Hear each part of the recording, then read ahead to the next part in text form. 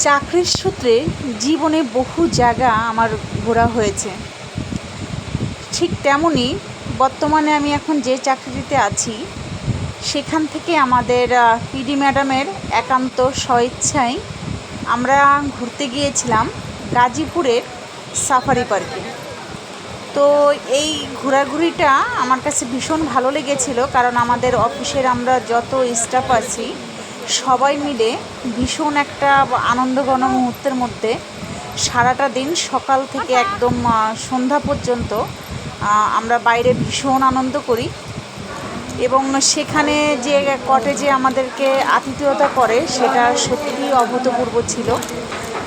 এরকম আতিথেয়তা এবং এরকম একটি সম্মান সত্যিই দারুণ একটা ভালো লাগার বিষয়।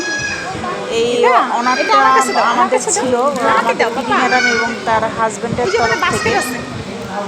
তো কটেজে আমরা সবাই মিলে পৌঁছানোর পর এখানে সকালের নাস্তাটা সেরে নিই। সকালের খাওয়া দাওয়া করার পরেই আমরা এখানে স্পেশাল সার্ভিসে এখানে একটি গাড়িতে করে আমাদেরকে সাফারি পার্কটা ভিতরে সম্পূর্ণ এরিয়াটা ঘুরিয়ে দেখানো হয়। সেখানে বিভিন্ন পশু পাখি আমরা এই গাড়িতে করে ঘুরে ঘুরে দেখি এবং এখানে নানা রকমের পশু পাখি ছিল যেটা অনেকটাই উন্মুক্তভাবে বিচরণ করে এবং মানুষের ভীষণ কাছাকাছি আসে। এই বিষয়গুলো আপনি দারুণ এনজয় করবেন এই জায়গাটিতে যদি আপনি যান।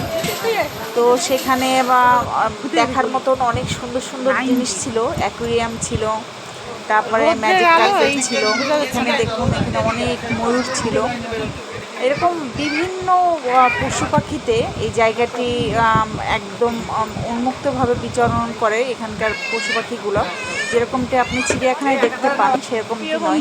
বাচ্চাদের সারাদিন এইভাবে ঘোরাঘুরি করার পরে একদম গধূলি বিকেলে আমরা বাড়ি ফেরার উদ্দেশ্যে যখন রওনা দিচ্ছিলাম তখন আমার বাচ্চাদেরকে আমি এখানে ঘোরার পিঠে করে ওদেরকে একটু আনন্দ দেওয়ার চেষ্টা করি।